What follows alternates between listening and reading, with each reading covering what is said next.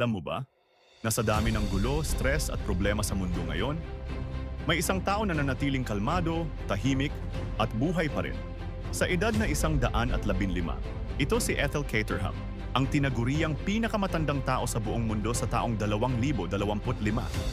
Isang simpleng babae mula sa United Kingdom. Ipinanganak noong Agosto 21, 1909. Isipin mo yon, buhay na siya bago pa ang World War I. Noong kabataan niya, nagtrabaho siya bilang au pair o tagapag-alaga sa India. Tapos bumalik siya sa England, nagpakasal, nagkaanak, at gaya ng karamihan sa atin, tahimik lang siyang namuhay. Malayo sa kamera, malayo sa gulo. Pero ito ang nakakabilib. Nang tanungin siya kung ano ang sikreto ng kanyang mahabang buhay, simple lang ang sagot niya. Huwag makipagtalo, gawin mo lang ang gusto mo. Hindi niya sinabi na kailangan mong yumaman, mag-viral, o maging sikat para mabuhay ng mahaba.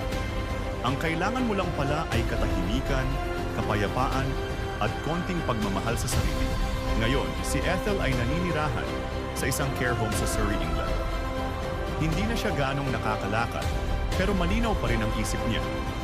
At tuwing binibisita siya ng pamilya niya, mga anak, apo, at apo sa tuhod, isa lang ang sinasabi niya. Napakaswerte ko.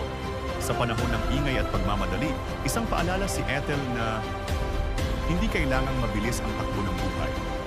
Minsan, ang mga tahimik, ang mga hindi nakikialam, sila pa ang umaabot sa dulo ng walang hanggan.